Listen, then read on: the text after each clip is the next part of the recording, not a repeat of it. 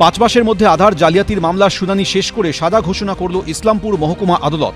2023 সালে উত্তর দিনাজপুরের চোপড়ায় আধার জালিয়াতি করে অ্যাকাউন্ট থেকে টাকা হাতিয়ে নেওয়ার অভিযোগ ওঠে।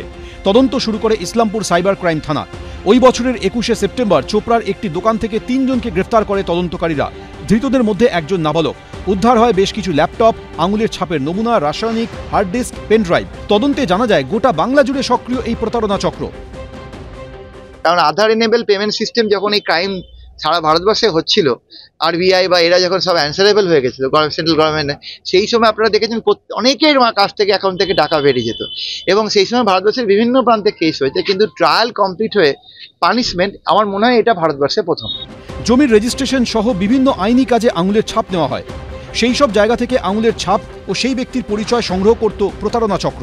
রাসায়নিক দিয়ে আঙুলের ছাপ সংরক্ষণ করা হতো।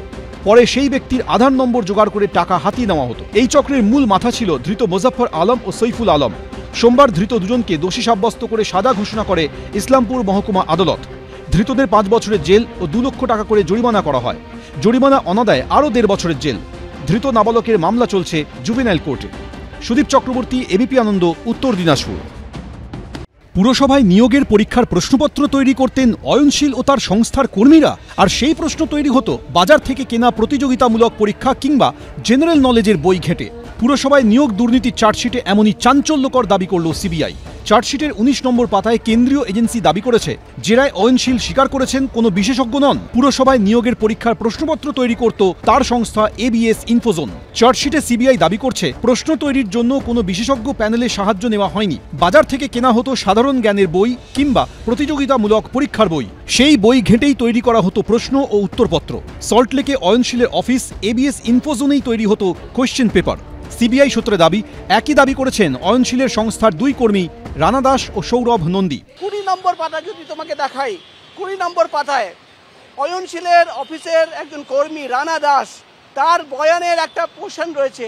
সেখানে কিন্তু রানা দাস এবং সৌরভ নন্দী তারা সিবিআই এর কাছে দাবি করছে যে অয়নশীল অফিসে নিয়ে আসতো জেনারেল নলেজের বই এবং কম্পিটিটিভ এক্সামের বই, এবং সেই বই দিয়ে প্রশ্ন বার করে তারাই সেখানে বসে প্রশ্নপত্র তৈরি করে দিত। অর্থাৎ সিবিআই এর এই চার্জশিটে কিন্তু বিস্ফোরক চাঞ্চল্যকর দাবি সিবিআই তরফে করা হচ্ছে।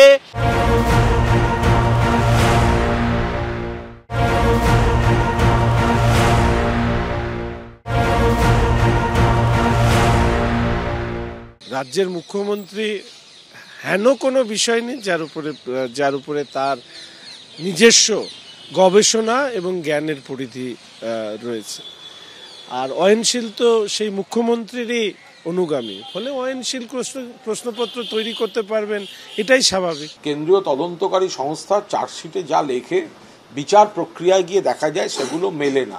কিছু গল্প লিখে জমা দেয়, পরে বিচারের সময় সেগুলোর কোনো সারবত্তা খুঁজে পাওয়া যায় না। পুরনিয়োগ দুর্নীতির অভিযোগে সিবিআই স্ক্যানারে রয়েছে রাজ্যের 17টি পুরসভায় 1814 জনের নিয়োগ প্রক্রিয়া। চার্জশিটে সিবিআই দাবি করেছে, 1 নয় 2 নয়, রাজ্যের 17টি পুরসভায় 2014 পর থেকে অর্ধেকের বেশি নিয়োগই বেআইনি। তবে এরই মধ্যে শান্তিপুর ও পানিহাটি পুরসভাকে ক্লিন চিট দিয়েছে সিবিআই। প্রকাশ সিনহা, এবিপি আনন্দ।